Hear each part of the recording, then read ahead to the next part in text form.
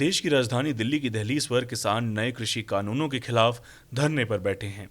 किसान न सिर्फ एमएसपी यानी न्यूनतम समर्थन मूल्य की गारंटी चाहते हैं, बल्कि कॉन्ट्रैक्ट फार्मिंग का डर भी उन्हें सता रहा है। इस आंदोलन में ज्यादातर किसान पंजाब के हैं, जहां पिछले 14 साल से ही कॉन्ट्रैक्ट फार्मिंग हो रही है। ऐसे में अगर राष्ट्रीय स्तर पर कॉन्ट्रैक्ट फार्मिंग आती है, तो इससे उनकी किसानी पर क्या फर्क पड़ेगा? वे किस बात से परेशान हैं?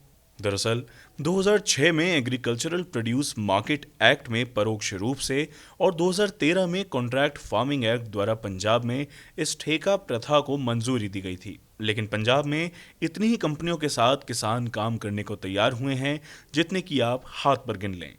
सवाल उठता है कि आखिर पंजाब का किसान, जो कि देश में सबसे ज्यादा अमीर उद्यमी है, उसे कॉन्ट्रैक्ट फार्मिंग से क्या गुरेज?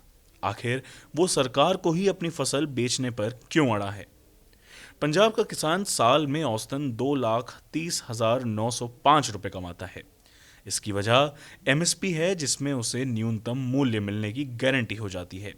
वैसे कॉन्ट्रैक्ट फार्मिंग एक्ट के मुताबिक किसान और कंपनी के बीच पहले कॉन्ट्रैक्ट होता है, जिससे फसल, उसकी मात्रा और उसकी कीमत समेत भुगतान की समय सीमा और कॉन्ट्रैक्ट के नाफरमानी के हर्जाने लिखे जाते हैं। लेकिन यदि फसल खराब हो जाती है या उपज की गुणवत्ता गिर जाती है, तो किसान की फसल कंपनी खरीदती नहीं है और उसके पास उसकी लागत आने की कोई गारंटी नहीं होती। कई बार कंपनी और किसानों का विवाद कोर्ट में भी पहुंच चुका है। पिछले साल काफी चर्चा हो जाने पर पेप्सिको ने गुजरात के 9 किसानों के खिलाफ कोर्ट में लंबित सभी मामलों को वापस ले लिया था। कंपनी ने इन सभी छोटे किसानों से 1.05 करोड़ के भरपाई करने को लेकर मुकदमा किया था। लेकिन ऐसा भी नहीं है कि कॉन्ट्रैक्ट फार्मिंग पंजाब में होती ही नहीं है।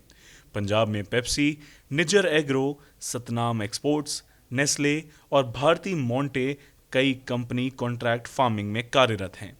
कई बड़े किसान इन कंपनियों के लिए मिर्चों से लेकर ब्रोकली और स्वीट कॉर्न्स जैसी फसल उगाते भी हैं। दरअसल इन किसानों के पास इतनी जमीन और साधन होते हैं कि वे उस क्वालिटी को बरकरार रख सकें जैसी क्वालिटी कंपनी मांग करती है। जाहिर है, उनके पास नुकसान झेलने की ज्यादा कुव्वत भी होती है। लेकिन छोटे और मझोले किसान कॉन्ट्रैक्ट फार्मिंग से दूर ही रहना चाहते हैं। उनका साफ तौर पर कहना है कि अगर सरकार चाहती है कि प्राइवेट प्लेयर कृषि क्षेत्र में आए, तो कम से कम उन्हें उनके माल की कीमत की गारंटी मिले।